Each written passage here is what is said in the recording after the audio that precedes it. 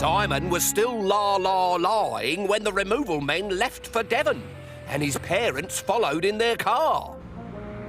We're not really leaving him, are we? He is only 10. Of course not. We're going to pop in here for a cup of tea, then go back and get him. He'll be downstairs having his breakfast by then, you'll see. Besides, what harm can come to him in half an hour? Whoa! But Simon had seen through his parents' plan and was expecting them to come back. And when they did, he'd make sure they didn't catch him. What Simon didn't know is that sometimes being stuck behind a locked door is not the safest place to be. A few minutes later, he heard a key fumble in the front door and floorboards creak in the hall. His parents were pathetic, so transparent.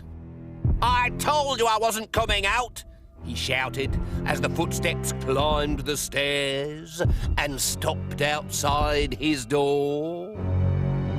"I know you're there." "Did we scare you?" "No, I knew you'd be back." He meant just now, when we crept up the stairs, whispered his mother in a strangely croaky voice. "I'm not scared," said Simon, as a dog howled in a neighbour's garden. "And I'm not coming out either, till you say we're not moving." "We're not moving," said his father quickly. "Do you think I was born yesterday?"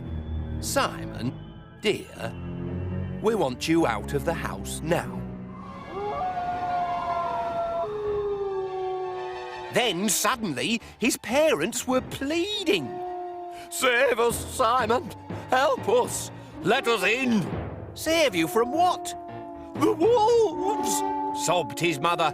"The wolves are behind us! Their hot breath is on our backs!" "Don't be stupid, they're dogs. They belong to the neighbours." "They're wolves! In the name of God, save us before we're both killed!" Simon was unsure what to do. What if his parents were telling the truth? "This is your mother and father, Simon! Let us in, we beseech you!" Simon opened the door. "Ha ha, very funny. Take a gold star. You've tricked me and now we're going to Devon."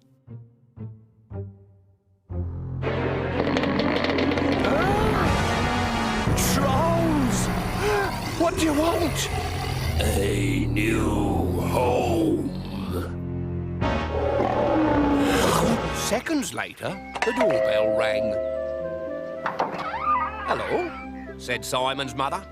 "Have you seen Simon?" "No," said Mrs. Thorsvelt, "but you are most welcome to come inside to be looking for him." And that night, the Thorsvelts had a barbecue.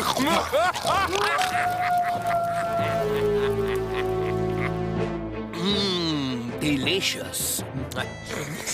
After that little story, I don't think I'll ever trust a friendly face again. Eh, Spindleshanks? He's still sulking. Spindleshanks! See what I mean?